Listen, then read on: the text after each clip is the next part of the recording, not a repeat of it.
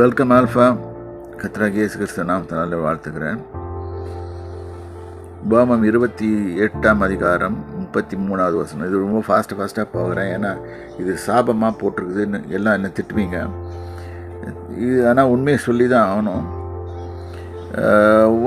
இதில் 33வது வசனம், உன் நிலத்தின் கனியும் உன் பிரயாசத்தின் பலனையும் நீ அறியாத ஜனங்கள் புசிப்பார்கள். நீ சகல நாளும் ஒடுக்கப்பட்டும் நொறுக்கப்பட்டும் இருப்பாய்.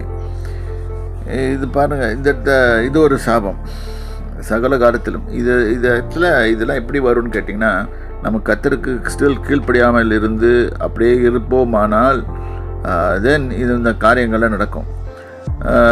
இந்த இடத்துல உன் குமாரும் குமார்த்திகளை அந்நிய ஜனங்களுக்கு கொடுக்கப்படார். அவர்களை காண உன் கண்கள் நாடோறும் பார்த்து பூத்து போம், உன் கையில் பலனில்லாதிருக்கும்.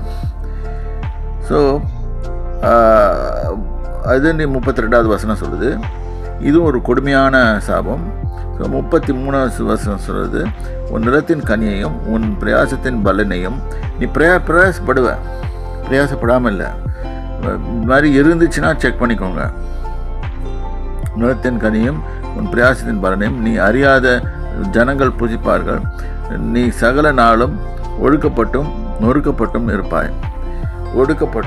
எல்லாரும் உன்னை ஒடுக்குவாங்க, நொறுக்கப்பட்டும் இருப்பாய்.